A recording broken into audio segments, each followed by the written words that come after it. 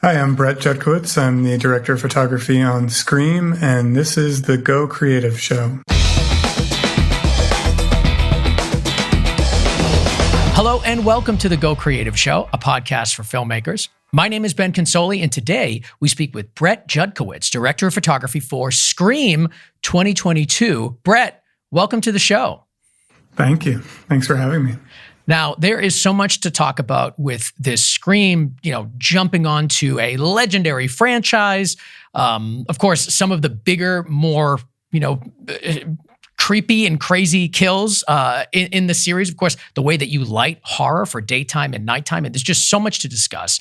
But before we get there, I want to quickly mention our sponsor, Filmmakers Academy. Have you checked out Filmmakers Academy yet? Do it!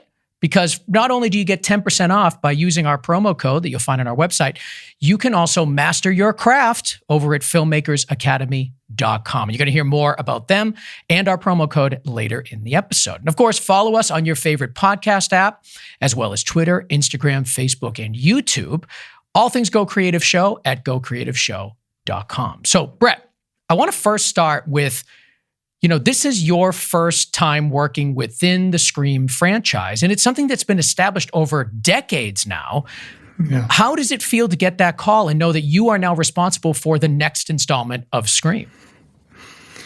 Well, it's both, really cool and really nerve-wracking. I think, being involved in a franchise that has such a history and such a fan base kind of built in. It's the first movie I've done that kind of already has a fan base built into it. Normally you do a movie and you hope that people like it or are interested in what you're doing. But this one was, an anticipation 10 years in the making from the last one. So it was both, exciting and humbling and kind of, anxiety inducing to be kind of tasked with, kind of taking over the series, especially because the previous films had all been directed by Wes Craven, and the last three were shot by the same DP. So kind of coming in as this new blood and new kind of team, it was a lot of responsibility. And I think what helped for me was having already worked with the directors. This Radio Silence is the team, the directing duo, and the producer, Chad Valela and Matt Bettinelli-Olpin and Tyler Gillette. Having worked with them before on this movie, Ready or Not, I felt a lot more comfortable kind of going into that with them, I think. Did you feel like you had the freedom to bring your look to it, to bring something that is, your style, even though it's already been an established franchise and has an expectation? Yeah, definitely. I think, something that we certainly talked about early on, the directors and myself, about the look was, we wanted it to fit into the universe of Scream for sure, but we really wanted to feel kind of comfortable with making it our own and kind of establishing the visual language that we felt was right for this particular story in this particular time. So, one of the early conversations that we had was whether or not to shoot anamorphic, because all of the films previously were shot on anamorphic lenses. And, we tested both. We tested anamorphic lenses. We tested spherical lenses to try to find what felt right. And through that process, just kept coming back to the anamorphic, like this feels right. This feels not only like our movie, but it feels like it fits into the existing world. So I would say, we were conscious of kind of fitting into the universe visually, but very much felt kind of freedom to put our own stamp on it. How do you describe the universe of Scream visually? Like what does that mean to you? It's an interesting question. I mean, I think, we looked at Scream, the first Scream, the original Scream was the film in the series that we looked at the most in terms of inspiration. And what's interesting about the first Scream, the original Scream, is that it's not a very dark movie. You think like, horror movies dark and moody, and that's what makes it scary, is that you can't see what's coming around the corner or whatever it is. But what's interesting and kind of impressive about Scream is that it's not, there are dark moments in it, but it's not a super dark movie. Whether that was just kind of a product of, a conscious decision or a product of how the movies were being made at the time, I don't totally know, but I think it's a testament kind of to Wes Craven's direction of it and the cast and kind of everything else that was involved in creating those visuals. And for us, what we found in the photography most compelling was just kind of the tension and the camera movement. So that was something we talked about a lot of developing shots that kind of start in one place and move to another and kind of develop through the scene and these kind of creeping camera movements. So a lot in the kind of camera movement and creating tension and through framing and composition and movement was something that we talked about a lot. And I think there's no better example of that than in the home where there's Judy and Wes in their house, and you are like kind of creeping around the corner. And there's throughout that whole scene. Now, Wes's mother is dead outside. We know that. He doesn't know that. Gets out of the shower. He's wandering through the house, and you're constantly having these moments where there's like a door that opens, and you expect as an audience member that when the door shuts, the killer's going to be there. And you do this multiple times throughout that scene. And I thought that scene in particular was a really interesting exercise in horror movie tropes that are turning themselves the opposite way. Like they're giving you an expectation that just isn't there. And through that process of sort of knowing that your audience kind of knows what you're trying to do, you created a lot of tension and a lot of fear. And I thought you made that moment when the killer does reveal really impactful. So I'd love to dig a little bit more into that scene and sort of how you created tension with camera movement and, kind of playing on the expectations of your audience there.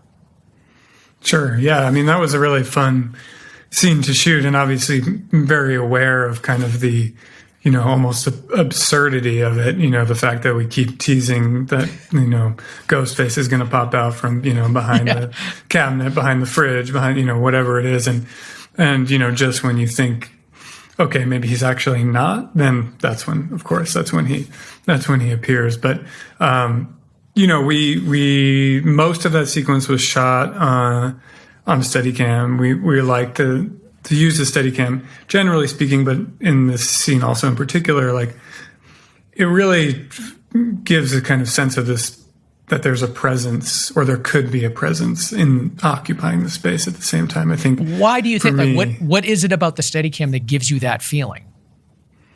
Well, I think it's the kind of floatiness and the movement of it, but in a way, as opposed to handheld, which you might think would be kind of more like a human POV, because it's, moving like a human would be.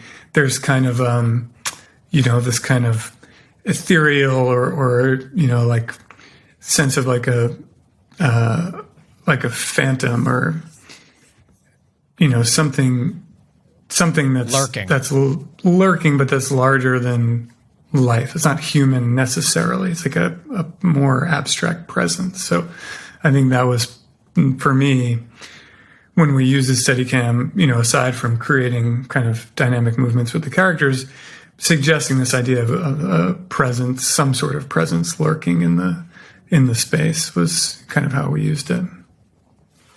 And I think that what I also like is that you play on vulnerability in that moment. Like at the beginning of the scene, Wes is in the shower, and you think that is the natural place to kill someone because it's just kind of a classic thing to do. You don't do it.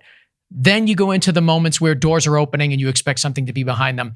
You don't do it. And like you said, you wait right to the last second where you think maybe he's not going to die. Maybe he escapes this scene. And then that's kind of when you get there. But it's an interesting play on vulnerability because we can all identify with that moment. During the day, you're wandering around your house. You feel comfortable. It's your space. But having a feeling like something is there. Was that also...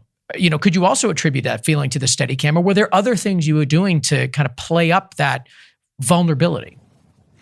Yeah, I mean, I think there's a few times, we were both kind of shooting close to Dylan, the actor, and then we'd have certain shots that kind of pulled back that were more from a distance, more shooting through, a doorway or shooting dirty through some sort of foreground element that in addition to the movement of the Steadicam, I think suggested this a little bit of this voyeurism. So kind of combining those two elements, I think, helped create this sense of, something is just around the corner, something is just about to happen. You'd mentioned earlier that Scream 1, the original, was a big inspiration for you when sort of developing the language of this new film. And one thing you mentioned as well is that Scream was bright. I mean, they even have a mention of it at the very beginning of the film. Mm-hmm. In the opening scene, they talk about, films in the 90s being overly lit, horror films being overly lit. So when I was watching it, I was thinking to myself, the challenge that you must have had to have to make something creepy and scary in daylight. I mean, you don't have the benefit of hiding in the shadows. You don't have the benefit of nighttime. How did you overcome those challenges? What were some of your techniques to make daytime scary? I think a lot of, I think specifically in this sequence that Judy dies in, that's kind of our big daytime kill scene, daytime exterior kill scene. So I think a lot of that was just, how do we make Ghostface feel powerful and imposing and threatening and scary through just, the lens that we choose, the size that we choose, the angle that we shot him. So in that scene, there's a couple of shots, we have shots kind of slightly wider angle looking up at him as he's attacking. The beginning of that also starts with the Steadicam shot that kind of he pops into. Suddenly we're following Judy down the driveway and the Steadicam from behind, and he kind of comes out of nowhere. So the surprise element, I think, is part of that as well. And it's interesting, I think, because it definitely plays with expectations. Like, you don't expect Ghostface to be so brazen and just kill in the middle of the suburbs in broad daylight, which I think was something the directors really liked and kind of wanted to embrace and felt that it had a lot of shock kind of value to it. Like, wow, he's actually just he doesn't care. He's just, doing this out in broad daylight. So I think it was, finding ways both to create, his entrance into the scene in a kind of surprising and shocking way. And then from there, really playing with this idea of kind of making him feel powerful and the victim feel less powerful in those moments. So what were some of the ways that you did that? You mentioned Steadicam. What was the lens choice for that moment and why? I think once he's kind of taken Judy to the ground, I don't remember exactly what lens we were on, but I'm sure it was wide-ish, maybe 35 or so, kind of really low, trying to look up at him to kind of feel his, I think that what the wide angle lens does there's like a slight kind of distortion to it being close to the character on a wide angle lens. Wide angle lens makes him feel kind of otherworldly and more imposing and kind of more threatening in that way, and very kind of like you feel the presence of the camera with Ghostface in that moment. So it was, it was a combination of that, looking up at him, I think, also, but there were some, this, I think it may have been one of the final shots of the sequence, if I'm remembering correctly, was this kind of wide tableau where you just see, it's a very wide shot of the house. We're low, we're almost on the sidewalk there, on the walkway, and you have this kind of like American flag fluttering in the wind, and just this kind of like, I think we all, the directors and I both responded to this kind of really showing the space and showing, that Ghostface was kind of brazen enough to just do this in the middle of this space and the kind of like shock of that, and really seeing that not just in close up, but getting kind of these pulled back wider shots. I think we were probably creeping in slowly, kind of slow push in towards this action, and framed in this kind of like, very white picket fence kind of suburban perfect house, and to see this kind of brutal act taking place within that space, I think was part of it as well. What about lighting techniques to make, daytime feel scary? I think in this case, it was about timing, about, scouting and understanding what the path of the sun was at this location, and kind of choosing as best as I could within, the confines of trying to make a movie, what time would be ideal to shoot this in order to keep them backlit, to keep them, out of this kind of direct sun. I think there was some dappling from the trees, which was helpful, but for me, it was, don't want to have them kind of brightly front lit, whether it's backlight or through the trees, like something to kind of keep it, to give it a little more shape and a little less flatness and a little more kind of visual interest. So I think we wound up kind of organizing our day. I think maybe we were outside and then went inside and then came back out just to get the light kind of right for this sequence. And for you, that the correct lighting was trying to stay backlit. I'm assuming you were trying to avoid just, noontime direct overhead light, trying to bring a little shape to it. Anything else I'm thinking that you think could be valuable when people may, perhaps in our audience or in situations where they need to be outside doing exteriors for a horror film? Was there anything else that you learned from that experience that you could pass on to us? Sure. Yeah. I mean, I think the biggest thing is timing, is really as best you can, knowing in advance what the sun's going to do. Obviously, you're at the mercy of clouds. You don't know exactly what that's going to do in advance. But in terms of, sometimes I would use larger solid frames for negative fill. I don't tend to do much lighting with electric lights outside during the day, unless I have a really specific reason to do that. But we were using, we used a lot of overheads. We used fly swatters, 20 by 20 foot. What I found was really nice was the quarter black silk, which is a specific black version of this diffusion silk that creates a kind of a lightly shadowed, almost mimics shadow from leaves on a tree branch. But it doesn't have this, normally when you use a big white silk, it'll glow so you'll diffuse the sunlight coming through it if it's white, but it'll also glow like a light source. So what the black silk does is it eliminates that glow, which I found was nice. That is especially awesome. For a horror movie. I'm looking at it right now. I'll put a link to this in the show notes as well. But you're right that when you are using white silks, it creates kind of like a light source in and of itself because of the glow. So this is almost like the black, the quarter silk black is almost like it's almost like the pairing of a negative fill with a silk as well. Is the quarter? I'm assuming when I see quarter that there's halves as well, or like is that a measure of how thick the silk is?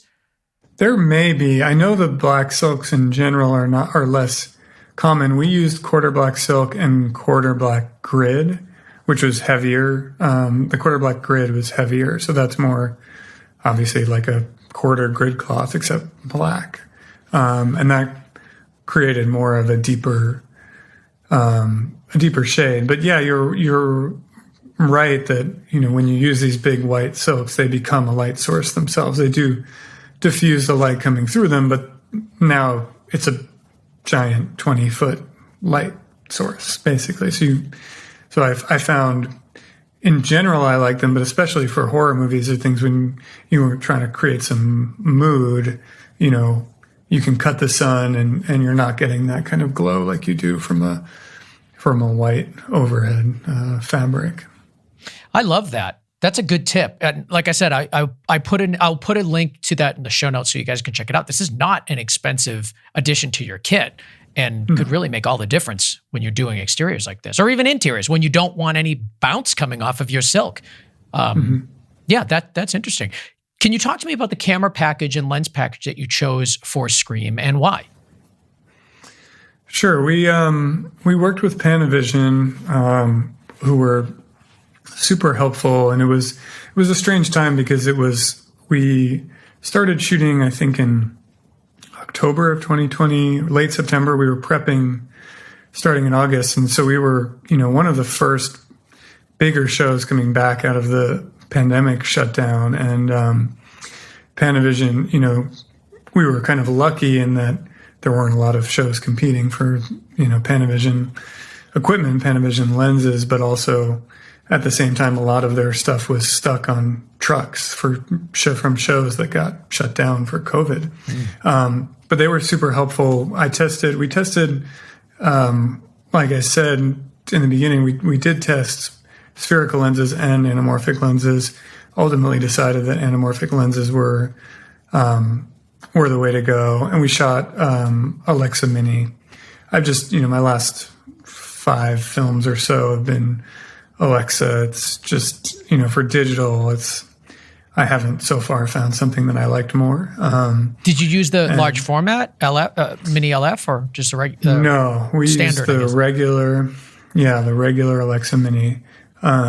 We'd briefly talked about the LF. I think it might have been more of an option if we were shooting spherical. For me, I just, I knew the Alexa Mini well. I knew that with the anamorphic lenses, we were already going to get a very shallow depth of field.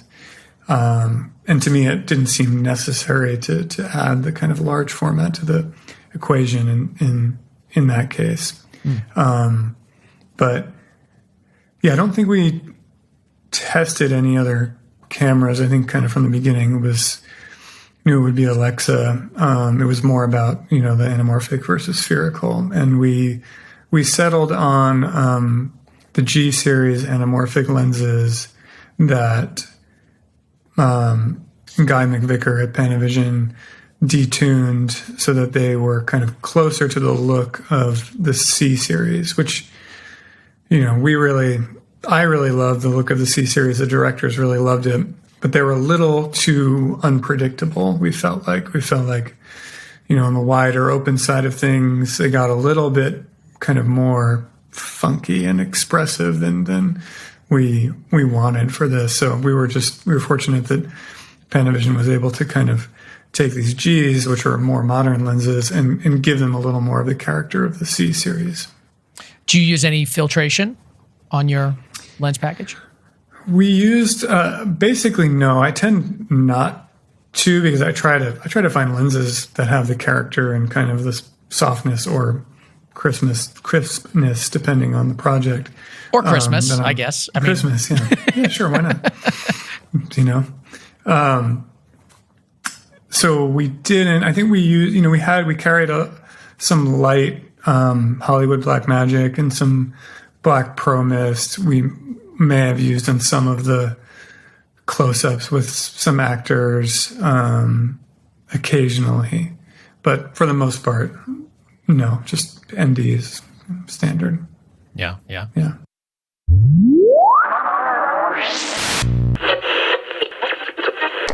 Let's take a quick break and talk about Filmmakers Academy, and in particular, one of the courses that I absolutely love. It's called Lighting for Horror. I wanted to bring Shane Hurlbut. He is the instructor of that course on the show real quick to tell you why that course is so great and maybe give you a little tip about lighting for horror. So Shane, welcome. Well, thank you so much, Ben. And yeah, lighting for horror, there's obviously night. You can light for horror. You have the shadow and all that stuff. But I wanted to do day horror because, and this course is all about taking those windows that are so expansive and bringing them down with neutral density. And how do you do that quickly and easy? Well, I use this fabric called Roscoe Scrim. And instead of trying to use neutral density that all crinkles up, or Roscoe Scrim is a fabric, it lays flat to the window and it takes your stop down about 2 stops. So the windows get more moody and you're able to really control that light and bring out the shadows and create that deep, deep shadows where you never know the killer is lingering. I love it. And that and so much more is in the course called Lighting for Horror. That course, as well as so many others, are available on filmmakersacademy.com. So check it out now for yourself.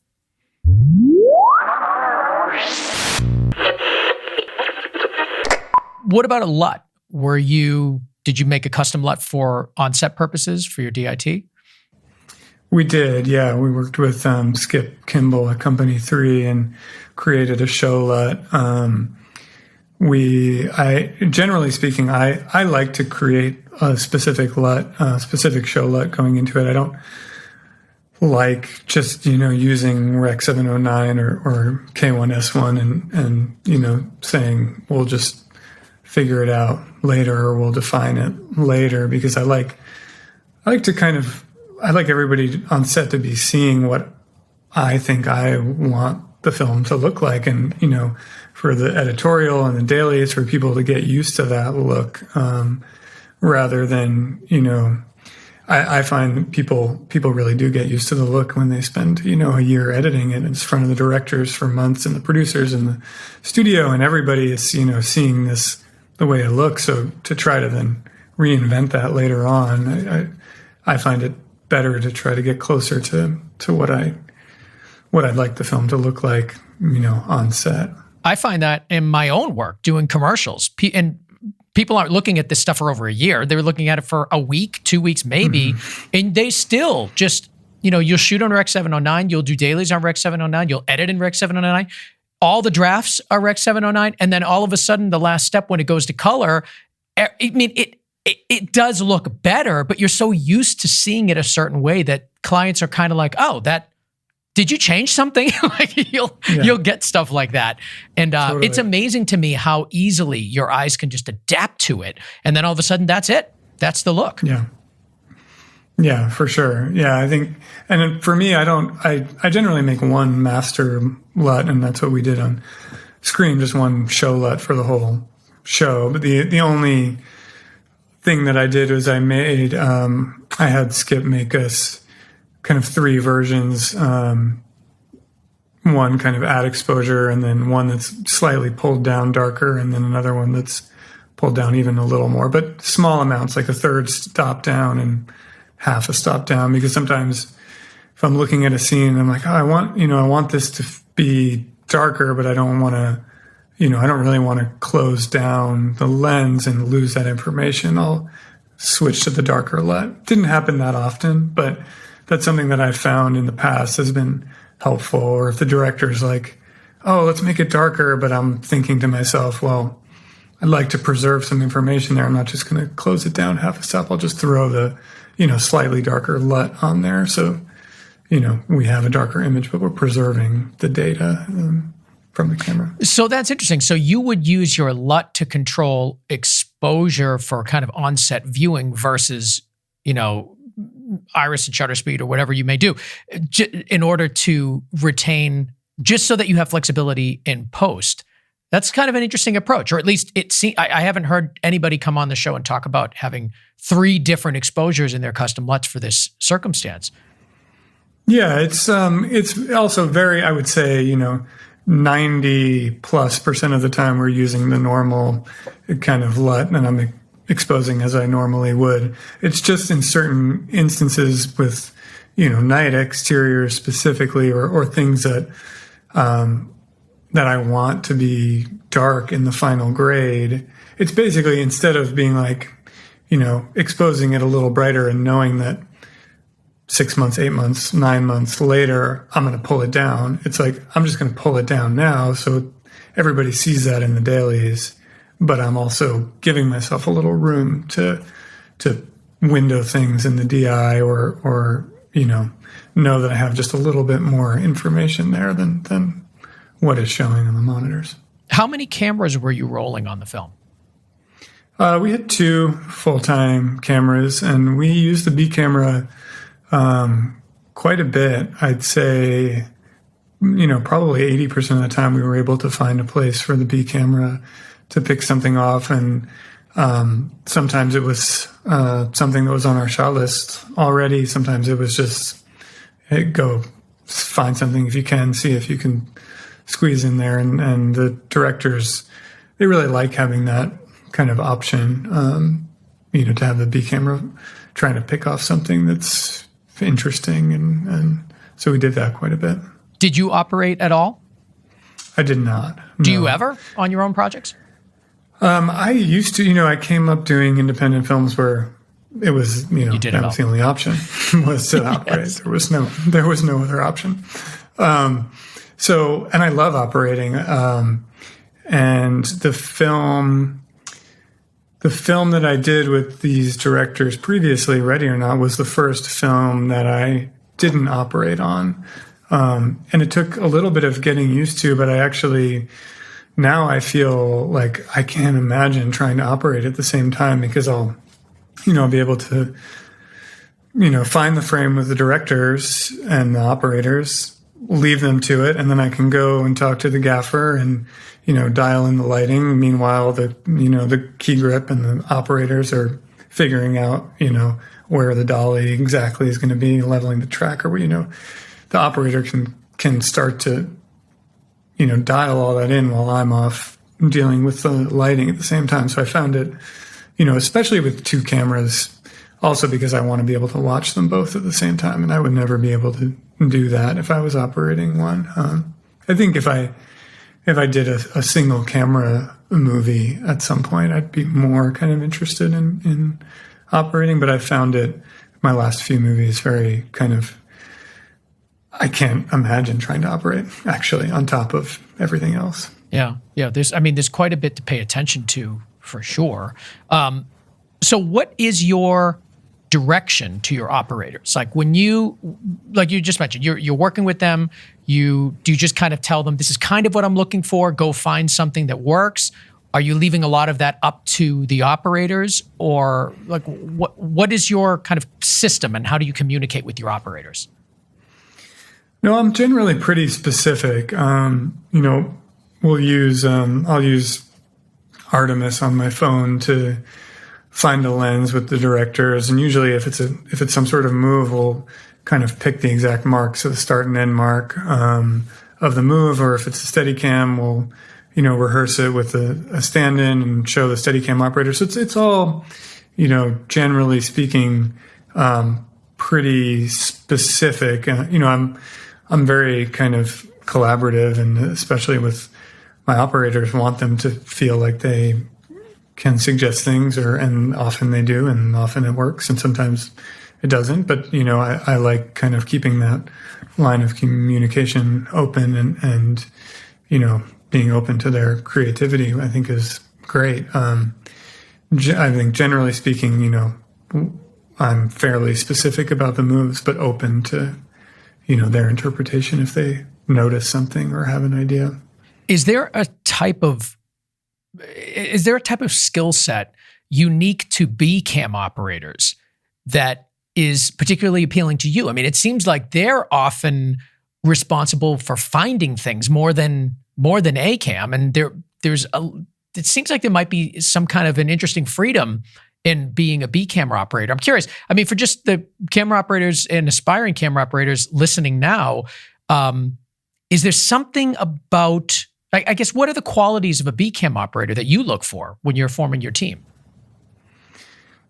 Well, I think for a B camera operator, for me, it's all about somebody who's kind of always looking for something, is always kind of paying attention, watching the rehearsal, and maybe taking stills on Artemis, and kind of unobtrusively coming up to me and be like, oh, I saw this, or what do you think about this? And, it's kind of like a way to do that. That's kind of unobtrusive, but also thoughtful. I don't know. It's like kind of be a fly on the wall, find some things. If it feels right to suggest it, do. If it doesn't, don't. But kind of always be looking out for things, I think is the biggest thing. And it's, hiring an operator for me, and we're very lucky with two great operators based out of Wilmington, North Carolina, which is where we're shooting, who are both fantastic. But you never really know. I mean, you can interview an operator, you could talk to their references, DPs have worked with them before, but until you're there and in, seeing how they're reacting, what their instincts are, what their kind of presence is on set, you don't totally know.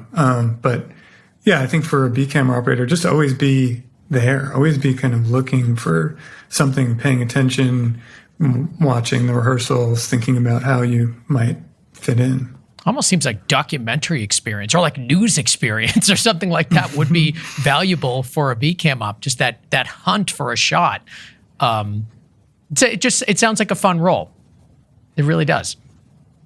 Yeah, I think it's, I think for us on this movie in particular, we did use the B camera a lot, which is good. Sometimes you do shows where it's way more kind of A camera specific, and the B camera team is kind of, off to the side, sadly kind of waiting their turn. But yeah, for sure, just that kind of almost documentary mindset, like, but understanding the story and understanding, not just, oh, this is cool looking, but how it might fit emotionally in the scene. Yeah. I want to talk about the hospital scenes in Scream, of which you have quite a bit. I mean, a good portion of the movie takes place in the hospital. And in two different instances, you have kind of your daytime typical interior hospital lighting, and then you have the evening kind of electricity is out hospital lighting. And something that I found with just as a viewer, watching hospital scenes and talking to other people and we had the DP of Halloween recently. Mm-hmm. I can't remember his name. I'll look for it when you're talking so I can properly credit. Michael Simmons, my God, of course, did the last two Halloweens. And I think he's doing the third one too. He shot the second Halloween in a hospital. Almost the whole thing is in the hospital. And we talked about how do you make environments that are traditionally horribly lit look interesting, look cinematic, but also don't look unrealistic. That's a tough challenge, shooting at a place like a hospital or a bank or an office building. I mean, that is a challenge. So I'd love to talk to you about the way you approached we'll start with the daytime kind of traditional lighting hospital scenes in Scream. Yeah, for sure. I mean, that was a concern going into it, knowing how much material that we had to do in the hospital. I think for me, for the daytime scenes, the scenes that take place in the room have the advantage of, having a window. And so the hospital was a set, was built on stage, the hallway and the room. So everything was, we were lighting that, as a day, but we were inside of you had control over it, yeah. Inside of a stage. So I think the advantage to having the window light is that you can create some shape that way. You're not kind of beholden to this overhead fluorescent lighting that's common in hospital hallways. So I was pushing light through the windows in those situations, and just creating some shape and mixing color temperatures. Like there's lights above the beds in the room that played slightly warmer, and the daylight was slightly cooler. And then we had some overhead sources too that were slightly greener. So kind of mixing these different colors to create something that didn't feel as flat, and then, using the window light to kind of motivate some shape in that way for the daytime scenes. In the room where there was windows. In the hallway, there weren't any windows. And we really kind of embraced that overhead look. I think I wound up turning off every other overhead. So when you're kind of looking at a longer shot of the hallway. It's more kind of pools of light, less kind of consistently lit. Or when the characters walk through, you know, they go through light and shadow more. It's not so flat. So I did do that, but we did for the you know, kind of powers out look, embrace that it was a hospital and they were overhead lights. And we kind of liked that contrast of them shifting into this other mode. Yeah, you don't have the benefits of like well, I mean, you do have practicals. You have the lights in the ceiling, but you don't have, you know, like nice looking into lamps and things. I mean, you just don't have that. And you also kind of need to make it look realistic, but it also has to be, you know, it has to look good. Like people have to look good. And I think you guys did a really interesting job of that and leaning into it. I think you're right, where at some point you just have to deal with what it is that you have and make it work. And there is an expectation of what hospitals look like. So, you know, that I mean, sense. When we were building, you know, the art department was building the set, we had the advantage, or I had the advantage of, you know, I could tell them exactly where to put the overhead fixtures. I could tell them, you know, I could have my department rig some sort of, you know, and I played around with all these ideas of, you know, rigging lights from above that shot kind of through the openings so it kind of felt like a practical, but was more focused. But, you know, every time I kind of worked through these ideas, I was like, it just doesn't feel like it's going to be real. So we wound up kind of just doing real fixtures with our own LED tubes in them so we could control the color and dim and all of that stuff. But, you know, it's funny even having the freedom to kind of do almost within reason whatever we wanted. We kind of wound up feeling like the best thing was just the most kind of realistic thing for the hallway, which is these overhead lights. And you guys were shooting during the pandemic. So I had a conversation with Alice Brooks, who was the cinematographer at Tick, Tick, Boom. And she was talking about how when they were filming, they weren't able to use haze or any sort of atmosphere. It was just, nobody knew how, you know, would the virus travel in it and blah, blah, blah. There was a lot of unknowns.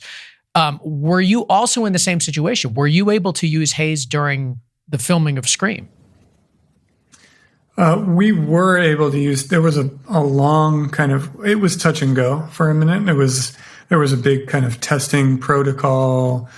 You know, somebody had to come in with special equipment and there had to be a very specific level of haze that we could not exceed and, you know, had to be monitored. But we were able, thankfully, to use haze. So we did use it a fair amount. Yeah, I can imagine that's just. But it was helpful. A process to get it cleared, and we weren't sure that it would happen. Yeah. Back to the hospital, just to kind of finish up our conversation, because we talked about kind of the daytime traditional interiors of the hospital. But now let's talk about when the electricity goes out and you have a little bit more room to play. You can create kind of a scarier environment now because you don't have the lights. Talk to me about the way that you approached the scenes after the electricity goes out. How did you make that feel and look as though we no longer have electricity in the hospital? Yeah, it was interesting that kind of idea came out of conversation with the directors because it wasn't scripted that the power goes out. And yeah, I think it was scripted, you know, there's this loud noise and she hears something and then she goes to investigate. But, you know, when I was reading it and thinking about, you know, how much time we were spending in this location and something that could kind of heighten the tension or the experience, you know, I suggested, what if, you know, Ghostface kills the power and, you know, some sort of emergency lighting comes on. So that kind of got worked into the story that way. And what we wound up doing were these kind of lights under the handrails, which was really something that our production designer, Chad Keith, he was just showing me kind of general hospital reference photos that he had when he was talking about building the set. And one of them had this weird under handrail lighting. And we both were like, that's strange and interesting and cool. So we, kind of worked that into the idea of okay, the overhead lights are killed, but these kind of emergency lights that might lead you to an exit come on under the handrails. So that was kind of the genesis of the idea. I liked having, a lighting change in that moment, an excuse to make things darker than we've seen them before, creepier than we've seen them before. But yeah, that's kind of how it started. And it's in like the most important kill of the whole movie. I mean, this is this is when one of the most beloved characters goes, and so it's just in a really important moment. I can't even imagine that scene without having some kind of darkness. It just seemed like it wouldn't have played right. Yeah, I agree. I'm glad that we kind of wound up going for it. I think I had a bunch of discussions about these like under handrail lights with the directors, and they were kind of open, but a little bit like, how is it going to look? Like, I don't know. And eventually I was like, if they'll, if we can afford to put them in, I'm just going to put them in. And then, if we don't like it, we don't have to use it. And so thankfully we did. And then once we saw it on, we're like, oh, wow, I can't imagine having done it another way. So we've had spoilers all throughout this episode, so there's really no reason to once again alert people. But this is the moment where Dewey gets killed. And it's a big moment for the franchise, for the film. And I'm curious how you approach this scene, knowing that it had so much weight to it and that we were going to be getting rid of a character that everybody loves. So it's got to be done right. It has to be done almost respectfully in a way for the character, if that even makes sense. But so tell me what's kind of going through your mind as you're planning the way to film this moment. I think, what we talked about was really wanting the lead up to his final fight with Ghostface to really feel like a hero moment, like a Western. He's like a sheriff kind of coming back to town for, the last time. And so we did these kind of dolly shots with him coming out of the elevator, kind of low angle looking up. He's reloading his gun, down at his feet, crunching on the glass. Like, we really wanted to kind of milk that moment. So it was all about kind of giving him these kind of hero shots leading up to the fight. And then, getting into the fight, we didn't do anything specifically different within the fight than we would otherwise do. Is kind of, we liked this kind of visceral handheld movement and following the action.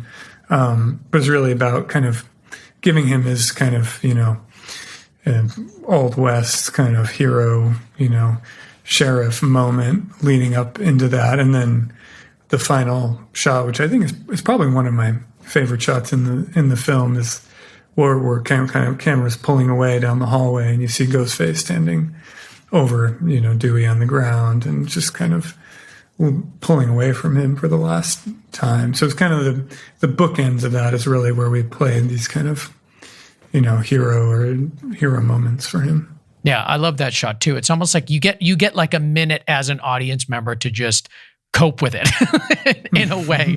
It was, I don't even know if respectful is the right word. I'm only saying that because it's just like a beloved character that's been there the whole franchise. But like, you kind of gave it a little bit more weight. You gave it a little bit more attention. And I think it was probably that shot that kind of made you feel that way. I was actually going to ask you if you had a favorite shot of the film and to break it down for us, but that you may have already answered that question. So, yeah. I mean, are there any other shots that just you think about, looking back on the film that you just, when you're watching, you're like, damn, that was great. Mm-hmm. Yeah. I mean, that one for sure. I think the other one, and maybe it's like a couple of shots, is when Vince is killed towards the beginning of the movie when he's in the parking lot outside the bar and the kind of headlights from the car turn on. That was another moment that wasn't specifically scripted that way. It was just something that kind of was born out of a conversation. Like, it'd be interesting if these, the headlights of his car come on and, he can't see who's in the car and he's got to walk up and, the kind of great silhouette shot behind him of these like really bright headlights. And so those kind of couple of shots in there, he's up against the wall outside the bar and he's like have these bright lights turn on and he turns and, seeing from behind the kind of silhouette and the headlights flaring the lens. I really kind of liked that whole sequence visually. It was fun to do. Yeah.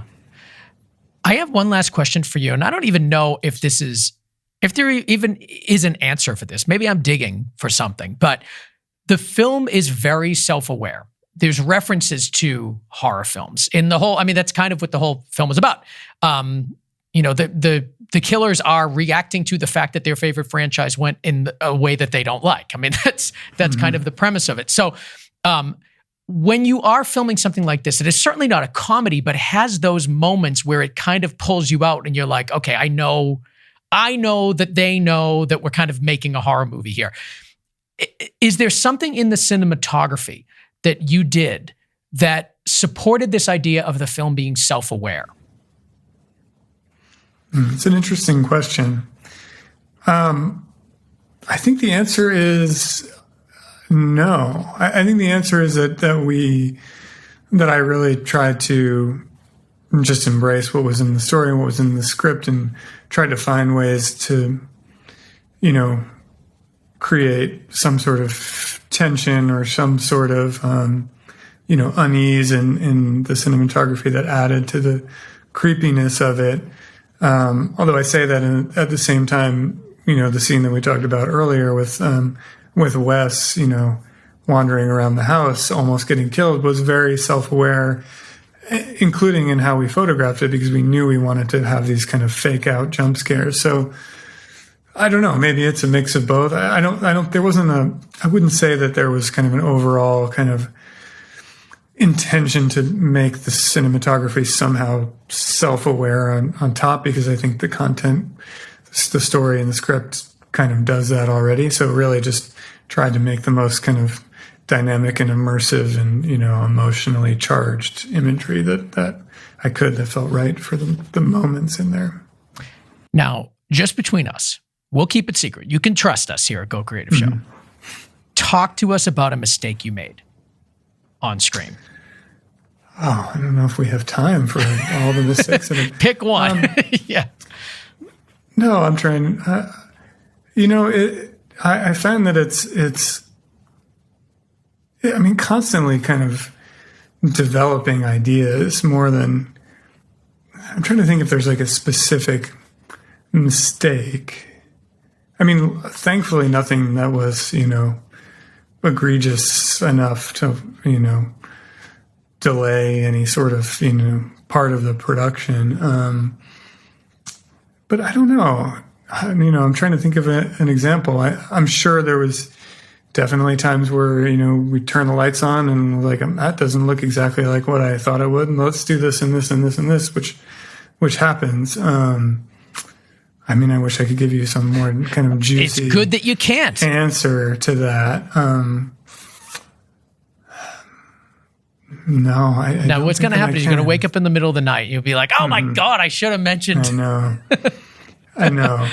Certainly, always, you get in there and it doesn't quite. You had pre-rigging team in there, kind of rigging the lights, and things aren't, exactly right. So there's, you're trying to make adjustments on the fly and move quickly and all that. So, so that certainly happens, but I can't think of one that was, particularly egregious. Well, I didn't notice one, so I guess that's good as well. I love that. Yeah. Well, I can tell you one actually. Okay, good. I knew if we were talking enough, if we extended it, something would pop into your mind. What do you got? This bothers me, but probably nobody else notices it. But it's a shot in the trailer in the opening sequence where Ghostface is walking towards Jenna Ortega's character, and we're looking up at Ghostface, and there's a kind of chandelier that's over the kitchen island, and if you look closely, there's like a little piece of black wrap that you can see. Just right over the top of the lamp, and it just bothers me every time I see it. It's a shot that's in the trailer, but I'm looking at the trailer right now. That one got away. I will make sure we put a screenshot. That's right. I love put stuff it all like that. Put it all over the internet. Yeah, exactly. I love stuff like that. All right. Well, there you go. See that's our little, that's just for us. You know, that's just for us. And we appreciate it. The movie, it's called Scream. Yes, Scream. Of course, the 2022 version. It's in theaters now. Great film. It was really fun talking to you. And thank you so much for coming on and sharing your experiences about it. Where can people go online to find more about you? You can go to my website, which is just brettjutkiewicz.com, if you can figure out how to spell the last name. And I'm on Instagram at dpbrett. DP Brett. Well, they can certainly spell that one. DP Brett. We'll put links to all of that in the show notes as well. Brett Jutkiewicz, thank you so much for being on Go Creative Show. Thank you so much. Thanks for having me.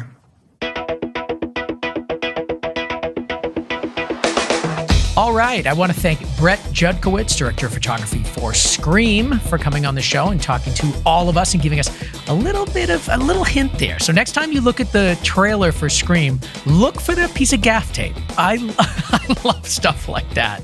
And thank you so much, Brett, for coming on and talking to us. I also want to thank our sponsor, Filmmakers Academy.